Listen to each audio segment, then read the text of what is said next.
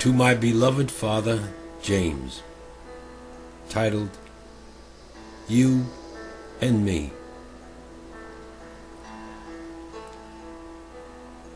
I remember the day of those dreaded words, like the pounding hoofbeats of thunderous herds.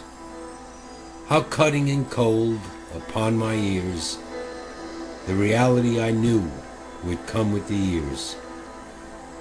The loneliness I know I could never explain, except like the rush of an oncoming train.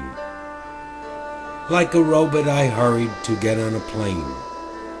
My brother was waiting alone in the rain. Each moment thereafter I remember quite well. There were things to do and people to tell. As I landed I thought, how will I get through the sadness to come, all the heartaches too? But mother was there, and thank God for that. So straight and brave, but sad as she sat. My arms flung around her, and as we wept, I knew the words coming couldn't be kept. Strong as she was, I now saw her age, for the first time in life, like a yellowing page. But her warmth was there as she whispered, my son, I am sorry to tell you, your father is gone.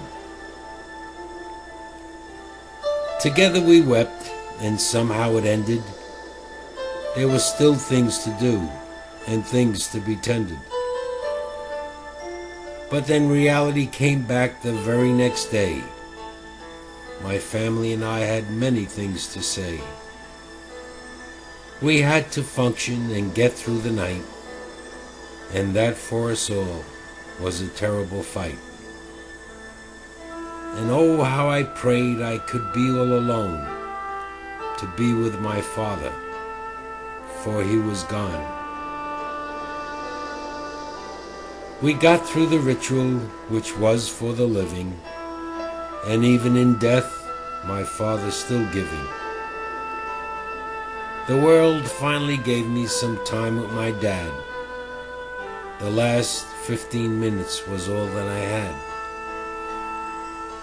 Remember I will every moment to come, every detail about him, and then even some. It was something I wanted, to have my last look, to feel him, to touch him, and then close the book. The book of life that he's given to me, the way to live and the way to see. The love we had as father and son, I know in my heart will never be gone. So I slipped off the ring I had on my finger, kissed him goodbye, but paused just to linger. With love in my heart and tears in my eyes, I gave Dad my ring to keep all our ties. The day that followed, with kind words he was buried. Then the loneliness rushed in as if to be hurried. I'll beat you yet is what I thought, for courage was what my father taught. Dad was laid to rest under the warm Florida sun. It was the place that he loved, and so it was done. The days that followed, I finally was with him, to share the sunset and the moon growing dim, to talk, to cry, to indulge in my grief. I'm entitled, I thought. That's my belief. The past few days were all for the living, but now is the time for us to be giving. To remember you, Dad, each and every day, for the good man you were. What a price to pay. Selfishly, I think I knew you the best. To me in life, you passed every test. I pray God opens his heart to you, for someday I hope to be there too.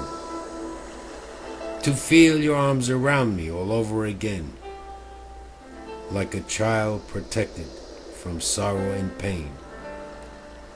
Your life was filled with great love for me. Though my sadness is great, please let it be. For I love you, Dad. Your heart can see.